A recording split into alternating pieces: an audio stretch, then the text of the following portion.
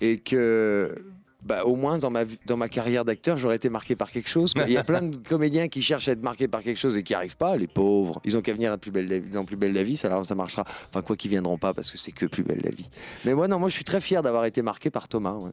Arrivez-vous à savoir si quelqu'un que vous aimez est tombé amoureux de vous ou de votre personnage de Thomas Je dis oui, non, je sais pas. Je surprends des fois des petits regards un petit peu, voilà. Mais bon, après, je peux pas l'ascertainer comme disait mon grand-père.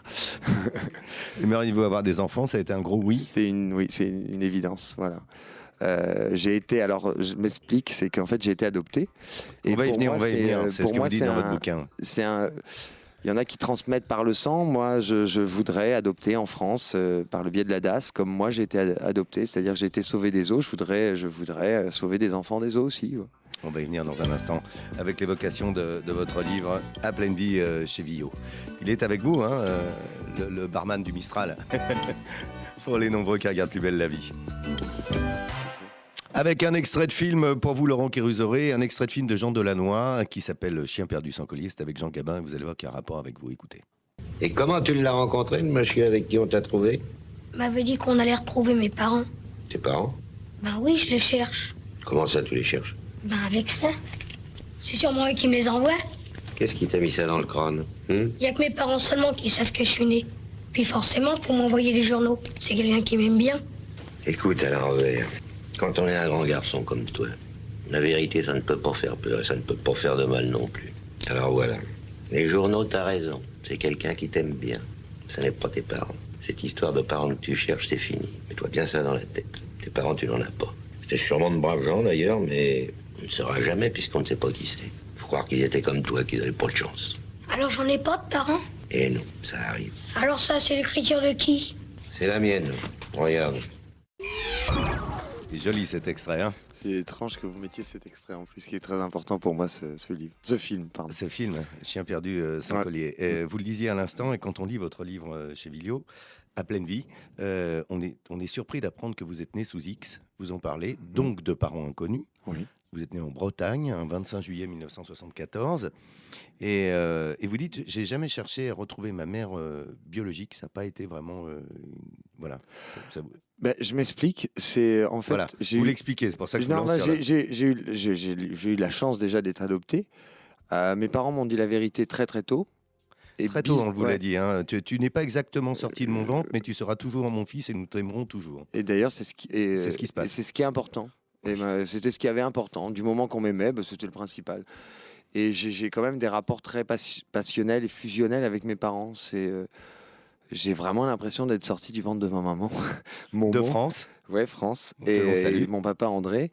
Non, j'ai pas eu. Moi, c'est l'histoire qui me manquait. La personne, elle me manque pas puisque j'ai ma mère, j'ai mon père. Mais on a tous besoin de savoir pourquoi né sous X, pourquoi abandonné. Donc j'ai fait des recherches, donc effectivement j'ai appris des choses qui n'étaient pas spécialement sympas, mais bizarrement ça m'a pas tant que ça fait souffrir, et j'aurais peut-être plus souffert si ma mère avait été une riche bourgeoise qui aurait pu m'élever.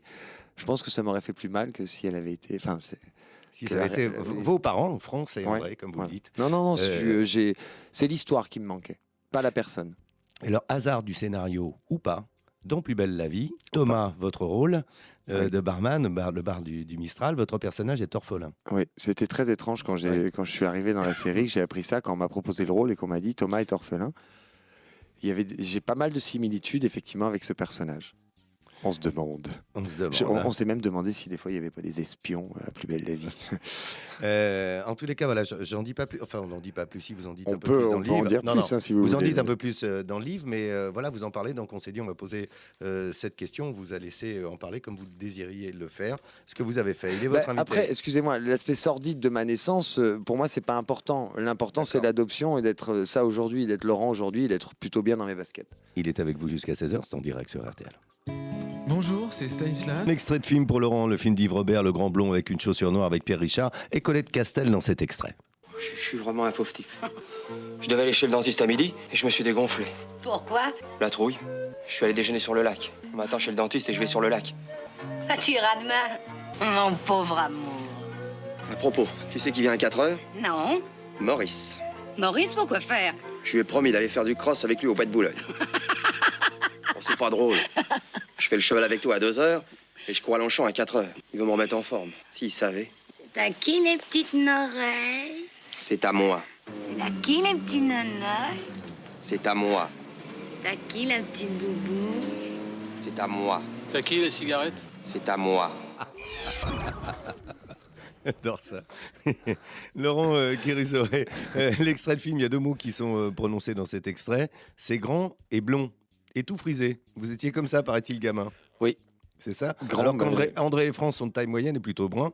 Oui. Évidemment, ben bon, on comprendra à l'issue de ce que vous venez de raconter à l'instant. Vous avez grandi très vite. À 2 ans, vous mesuriez 97 cm. Oui. C'est hallucinant. Oui, oui, c'était un petit peu. Et à 12 ans, je faisais cette taille déjà, je faisais 1m93. Voilà, le gars fait 1m93, hein, les filles, le barman du. Vous voyez 1m93. Tu vois un peu. Mais ça n'a pas été facile à l'école, enfin au collège, au lycée un peu mieux, mais au collège j'étais carrément mal dans mes baskets. En plus c'était toujours moi qu'on engueulait parce que c'était celui C'est qu'on la tête voyait. la plus grande, voilà. Eh oui, et puis on le voyait discuter. C'est vrai que je chahutais un peu, mais j'étais pas le seul, quoi. Mais il a fallu attendre 30 ans pour que je puisse que je comprenne l'envergure, mon envergure, c'est-à-dire que le cerveau n'allait pas jusqu'à la main et je cassais tout.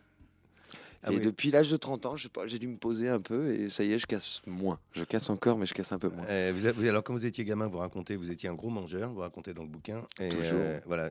Ouais, mais alors dites donc, vous aviez des plis, c'était un peu bonhomme Michelin quand vous étiez Ah tout oui, gamin. quand j'étais gamin, j'avais 4 bourrelets au genou, je sais plus combien, 5 au coude. Enfin, c'était une horreur. Ouais, enfin, Voilà. Et alors là, j'étais maintenant, grosse vous êtes épais comme un haricot. Hein, mais quand je même. mange toujours autant. Voilà, si vous êtes un gros mangeur. Ça Vous dites- agace, hein.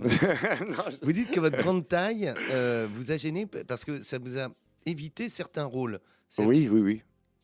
Je citerai personne, mais je sais que j'ai été sélectionné pour des rôles et c'est les acteurs concernés qui disaient non, il est trop grand, je veux pas tourner avec lui. Ah oui, voilà. Je les citerai pas parce que certains m'en ont parlé et ils ont été d'ailleurs très corrects et j'ai compris. Mais c'est vrai que je disais, mince, c'est quand même embêtant.